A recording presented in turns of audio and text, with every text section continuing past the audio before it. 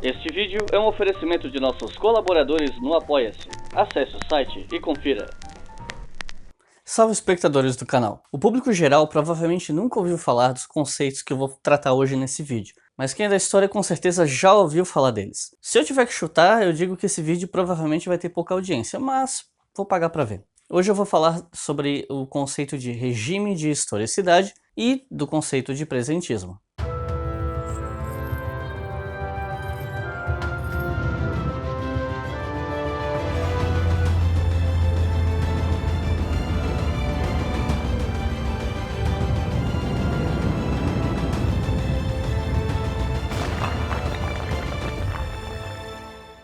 Se você é da história e já ouviu falar desses termos, com certeza já ouviu falar também de François Hartog, historiador francês que colocou essa discussão nos holofotes.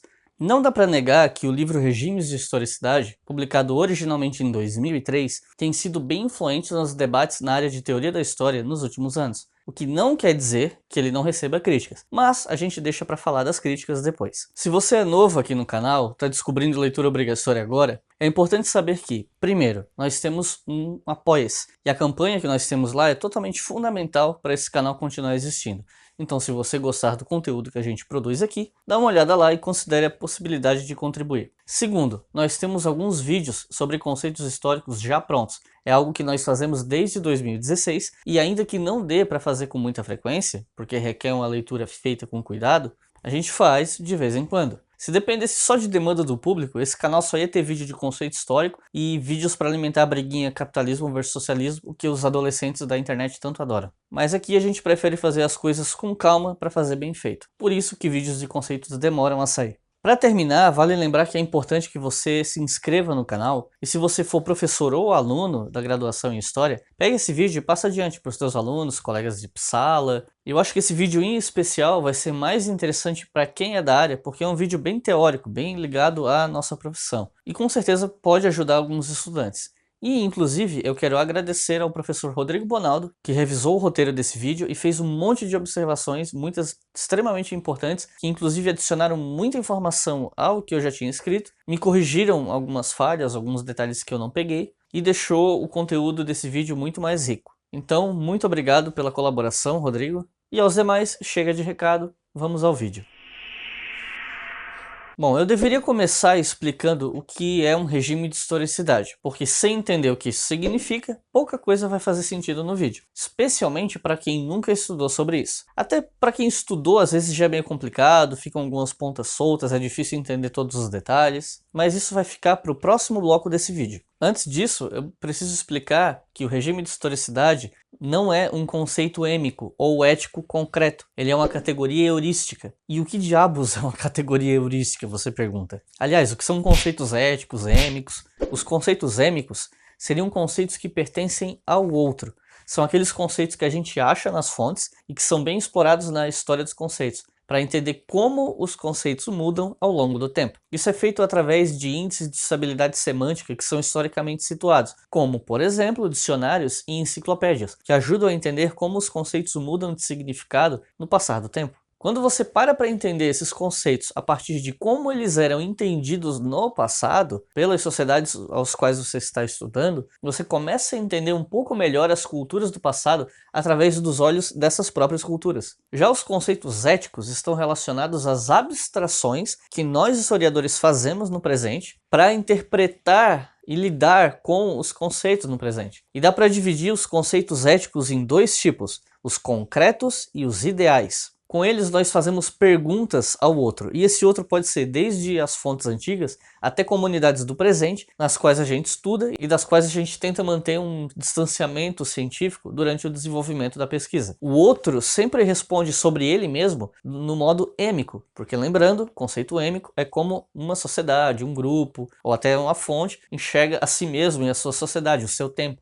Então, o outro sempre responde no modo êmico, pelo entendimento que ele tem, pela sua própria interpretação de si e do mundo. Bom, então aí nós temos uma divisão dos conceitos éticos entre concretos e ideais. O conceito concreto seria a descrição realista dos fenômenos, e alguns conceitos do materialismo histórico tentam se colocar como conceitos concretos, como modo de produção, classe social, entre outros. Você parte da realidade para pensar nesses conceitos, Você faz uma abstração para pensar esse conceito, depois você volta ao real para analisar o conceito em relação ao objeto, à sociedade, e aí você cria uma reflexão usando esse conceito como ferramenta. Existe um debate aí se alguns conceitos concretos são de fato concretos ou seriam conceitos ideais. Alguns historiadores da antiguidade, por exemplo, rejeitam conceitos do marxismo ortodoxo como modo de produção escravista em Roma, modo de produção asiático, porque eles entendem que esses conceitos não fariam sentido sendo aplicados nesses momentos históricos, pelo menos não como um conceito concreto. Mas daí é uma outra discussão que eu nem tenho condição de fazer no momento. É só para vocês saberem que há discordâncias entre certos conceitos sobre se eles seriam concretos ou não, mas a divisão de conceitos entre ideais e concretos existe. E além dos conceitos concretos, nós teríamos os ideais, as categorias heurísticas. Categorias heurísticas não se referem a coisas que existiram na realidade passada, pelo menos não no modo puro como a gente constrói, não é uma coisa. O valor heurístico do conceito é definido pela capacidade que ele tem de realizar descobertas científicas. Conversando com o professor Rodrigo, ele me passou um exemplo bem legal que eu acho que ilustra bem a noção de conceito heurístico. Ele teve numa banca de mestrado, na qual a aluna desenvolvia o conceito de tolerância para falar da política de conversões forçadas que era imposta pelos muçulmanos aos judeus na Península Ibérica entre os séculos XII e XIII. Nesse trabalho não estava em questão o conceito de tolerância como ele era entendido na Idade Média do século XII e XIII da Península Ibérica. Esse conceito era entendido de um jeito. Mas o que a pessoa tentou fazer foi construir uma categoria de tolerância a partir de referências modernas que ajudem a entender e explicar o passado. Não é um trabalho de história dos conceitos, é um trabalho que problematiza o que a gente entende por tolerância, aplicando ao passado, entendendo o distanciamento, entendendo que você não deve cometer anacronismos, mas usando essa categoria como uma ferramenta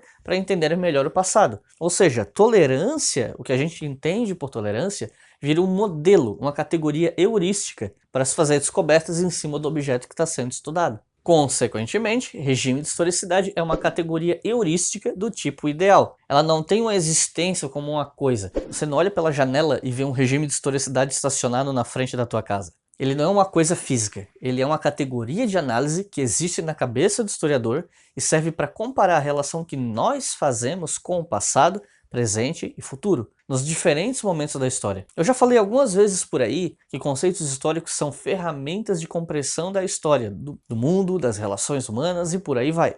O que eu falei até aqui nesse bloco é que conceitos têm categorias diferentes e no caso do conceito de regime de historicidade, ele é de um tipo específico, um conceito heurístico do tipo ideal, uma ferramenta intelectual de compreensão da nossa relação com o tempo e não uma coisa. E eu sei que eu estou me repetindo bastante aqui, mas é porque eu sei que essa parte pode ficar confusa para alguns de vocês e eu estou tentando fazer com que fique o mais didático possível. Se você ainda assim não entendeu, eu recomendo que você volte e assista o vídeo de novo quantas vezes for preciso. A vantagem da aula em vídeo é que você pode assistir a mesma aula várias vezes. A categoria regime de historicidade foi desenvolvida por François Hartog a partir de duas principais influências, o historiador Reinhard Koselleck e o antropólogo Marshall Sahlins. Outros acadêmicos também, mas principalmente esses dois. Regime de historicidade seria a forma como a sociedade se relaciona com o tempo e como essa relação com o tempo afeta essas sociedades. E num regime de historicidade, um tempo, que pode ser passado, presente, futuro, tem predominância sobre os outros tempos. Essa ferramenta, o regime de historicidade, seria especialmente útil para analisar momentos de crise ou desordem no tempo. Por exemplo, em um contexto histórico onde o passado é considerado dominante, essa sociedade teria um regime de historicidade passadista. Numa sociedade onde o presente predomina, o regime de historicidade dominante seria o presentista. E por aí vai. Falando assim pode soar meio confuso, meio abstrato demais, mas fica um pouco mais fácil de entender quando você aplica essa noção de regime de historicidade a diferentes momentos da história. Hartog chama essa forma de se relacionar com o tempo que as sociedades têm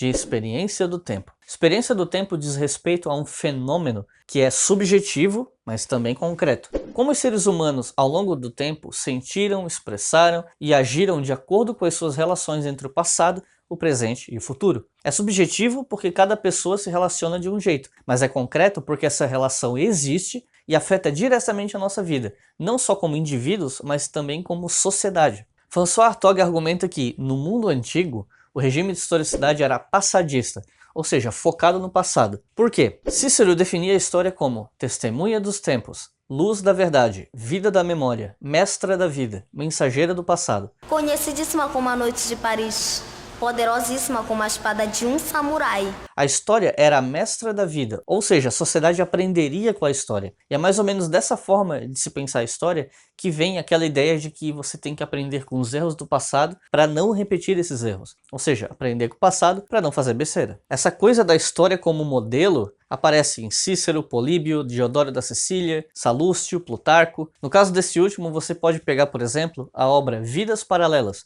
onde as biografias de alguns indivíduos se tornam exemplos a ser seguidos. E sim, eu sei que você está ouvindo isso e talvez pensando, mas não é mais assim? A história não serve mais como exemplo? Então, pode servir como exemplo, mas é que com o passar dos séculos, algumas questões foram ficando cada vez mais complexas e deixando essa coisa de história exemplar, ou a história mestra da vida, mais enfraquecida. Mas a gente vai chegar lá. A ideia de Historia Magistra Vitae, a história mestra da vida, continua viva na era cristã. Claro, existia uma resistência à Historia Magistra pagã, já que tinha essa coisa do passado que não cabia bem como exemplo para os cristãos. Ainda assim, se reconhecia a importância e as possibilidades positivas de uma história civil como exemplar, sem relação direta com o catolicismo, nem que fosse para rejeitar os exemplos ruins. Mesmo durante o Renascimento, Maquiavel escrevia que os homens deveriam não só ler sobre os eventos do passado, mas também imitar esses exemplos. Para ele, o príncipe que não conhece as maquinações antigas não pode nem copiar, nem evitar essas coisas. Ou seja, na Idade Antiga, medieval, até mesmo moderna, você tem uma mentalidade passadiça de um passado como exemplo para o presente. Mas assim, como é que um regime muda de um tipo para o outro? Aí é um pouco mais complicado. Um regime não muda do dia para a noite. Ele muda em um processo dúbio, onde de um lado você abraça o regime anterior e do outro você nega esse regime, tudo ao mesmo tempo. Por exemplo, Hartog aponta que o regime de historicidade antigo muda para o regime moderno mais ou menos na época da Revolução Francesa.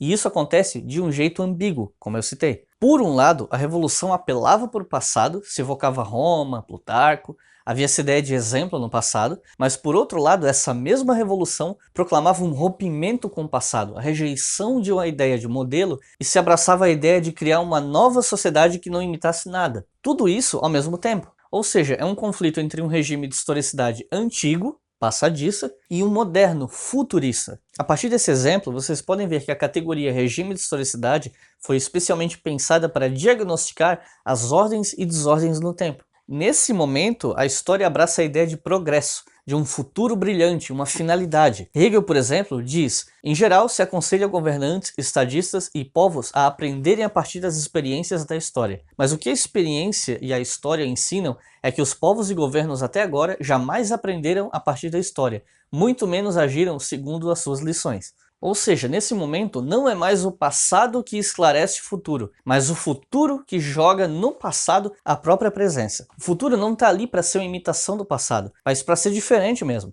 para superar, para atingir uma ideia de progresso. Há quem veja o passado até como um fardo, porque ele deixa para as pessoas no presente uma série de estruturas e às vezes problemas que quem está no presente é quem precisa superar. E isso não necessariamente se faz imitando o passado, até porque é dele que os problemas vieram. Quer dizer, se você olhar essa questão de um jeito cronológico. Sobre isso, Marx tem inclusive aquela citação famosa no 18 Brumário que diz: os homens fazem sua própria história, mas não a fazem como querem. Não a fazem sob circunstâncias de sua escolha, e sim sob aquelas com que se defrontam diariamente, ligadas e transmitidas pelo passado. A tradição de todas as gerações mortas oprime como um pesadelo o cérebro dos vivos. Resumindo, a ideia de aprender com a história permanece, mas o fluxo se inverte. Não se aprende mais com o passado, agora se aprende com o futuro, que nem aconteceu, mas foi idealizado e transformado em objetivo. Aí entre os séculos 19 e 20, você começa a ver críticas sobre a utilidade da história, a dificuldade de se transmitir ela adiante e até o poder que ela tem de enganar, de inebriar. Como, por exemplo, quando Paul Valéry escreveu que a história, embora o que ele escreveu tenha mais a ver com memória, reaviva rancores, coloca nação contra nação por conta de eventos do passado e coisas do tipo. Pelo que eu falei até agora, talvez alguns de vocês tenham percebido que o Hartog não fica só em cima da ideia de presentismo. Hartog é um especialista em antiguidade, em helenismo, historiografia antiga, e ele distribui bem a análise dos regimes de historicidade pelo livro. Só que no Brasil se foca bastante na ideia de presentismo, porque aqui Hartog chamou mais a atenção dos historiadores que trabalham com a história do tempo presente. Logo, a apropriação que se fez aqui do trabalho do Hartog vem focando nisso. Então, por isso, vamos focar no exemplo do presentismo.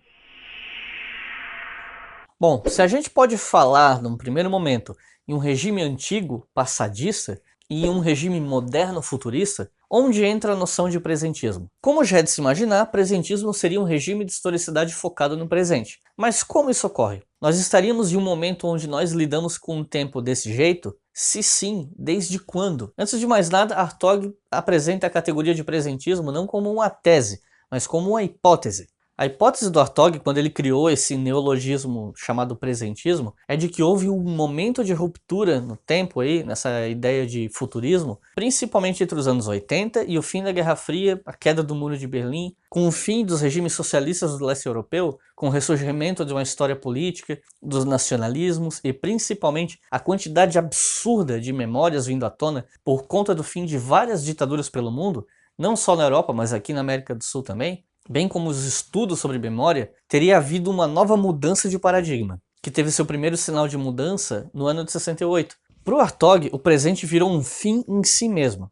As pessoas não tentariam mais aprender com um passado ou com um futuro hipotético. O presente seria um fim em si mesmo, e olhar para o passado ou para o futuro seria sempre algo utilitarista, que parte do presente e volta para o presente. Por um lado, você mistifica o passado, olha para o passado de um jeito mítico para legitimar o presente. E por outro lado, olha para o futuro de um jeito alarmista, quase apocalíptico, que traz um perigo iminente. É no presente que a possibilidade de ação fica. É onde fica a esperança que não pode ser mais depositada no futuro. E aí nós temos essa ruptura com o futurismo. Por isso, nós estaríamos em um momento histórico onde o regime de historicidade, ou seja, de novo, a forma como a gente lida com os tempos históricos, seria presentista. Mas seria mesmo presentista? A hipótese do presentismo tem sido bastante influente, mas também recebe várias críticas. Uma delas é de que o conceito de presentismo só faz algum sentido se você olhar ele dentro de uma longa duração desde a antiguidade, mas que a própria noção de regime de historicidade seria muito obscura, não muito bem definida. Pelo menos se você tentar enxergar um conceito como do tipo concreto,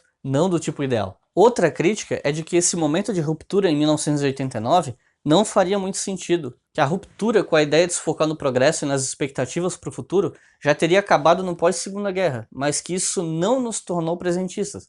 O historiador Zoltán Simon, da Universidade Bielefeld, eu acho que é essa a pronúncia, não sei, argumenta que já nessa época do pós-Segunda Guerra, já havia um movimento de negação da confiança no futuro dessa maneira super otimista, mas que mesmo assim isso só acontecia em alguns aspectos, como na perda da esperança em certas utopias e ideologias. Por outro lado, é nesse momento que se desenrola a corrida espacial e desde então a crença na salvação pela tecnologia e pelo avanço das ciências só aumenta. Isso hoje seria mais forte do que nunca. Bioengenharia, nanotecnologia, criogenia, aprimoramento humano, inteligência artificial, planos de colonização de Marte e por aí vai. Seriam exemplos de um pensamento que renega a ideia de um presentismo que teria acabado com a esperança em um futuro idealizado, de um futuro ideal como horizonte, como fonte de aprendizado. Quem nunca viu alguém na internet falando do Elon Musk como se ele fosse salvar o mundo, que atire a primeira pedra. Enfim, para Simon, o que ocorreu foi uma mudança de esperança no futuro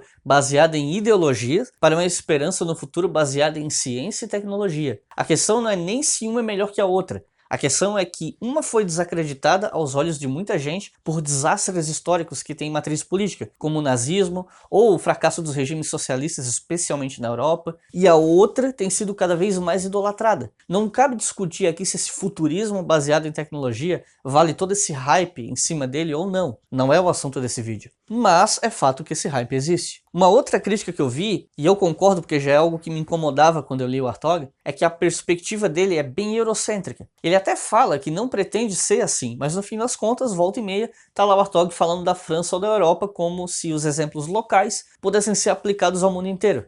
Aí fica difícil você não se perguntar o tempo todo, tá, mas até que ponto isso aí se aplica ao resto do mundo? Só que por outro lado, a maioria dos autores que nós lemos são eurocêntricos. Isso por si só não é motivo para deixar de ler. Só que é importante para quem quer estudar história ter noção disso e estar com o olhar sempre atento para esse tipo de coisa. É o próprio ato de pensar se algumas categorias heurísticas, como regime de historicidade, valem para nós da América do Sul, por exemplo, já foi o suficiente para instigar o debate e a reflexão sobre esse conceito. A gente não tem que jogar a criança fora com a água do banho, mas o olhar crítico a isso tem que estar sempre atento. Outra crítica é de que a categoria regime de historicidade, como conceito, é muito fraca, porque ela não diferencia a dimensão individual da dimensão coletiva e o relacionamento com esse tempo. A dimensão individual é subjetiva e está ligada à forma como os indivíduos vivem não apenas o mundo, mas o tempo. A dimensão coletiva é sociológica, diz respeito a uma série de questões que estão acima da subjetividade individual. E mesmo que a gente possa falar num diálogo entre essas duas dimensões, ainda assim, um conceito que tenta uniformizar essas duas dimensões não daria conta.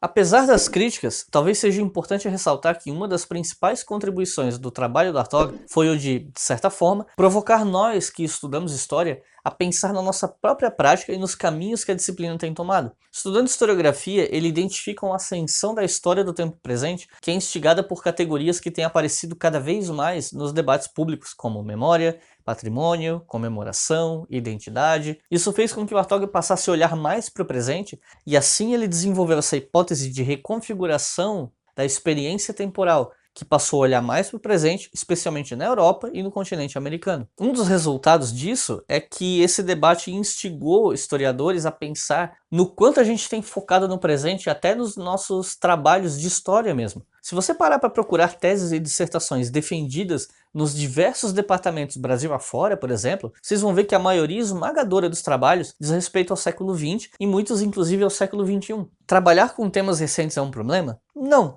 até porque se eu defendesse de que isso é um problema, eu estaria sendo hipócrita. Quase tudo que eu escrevi até hoje academicamente era sobre a história do presente e muitas das fontes que eu usei eram do século XXI. Mas independente da validade desse tipo de trabalho ou não, a historiografia é um saber que já tem milênios de idade. E sendo Hartog um helenista, ele olha para o tempo nessa longa duração e questiona isso. Para onde vai a história? Para onde nós historiadores estamos indo? É um questionamento válido. E as pautas identitárias na história? Talvez essa seja a principal contribuição do Hartog ao debate, que nem é uma crítica à história do presente em si. Coisa que o próprio Hartog faz, ele está lidando com a história do presente. Não é uma tentativa de entender o mundo ou o presente, até porque isso seria pedir demais de um historiador sozinho. Mas pensar a nossa prática profissional permite que a gente olhe aquilo que nos incomoda e permite que a gente proponha mudanças na forma como nós mesmos trabalhamos. Não a nível individual, mas a nível coletivo, como construção coletiva de saber acadêmico.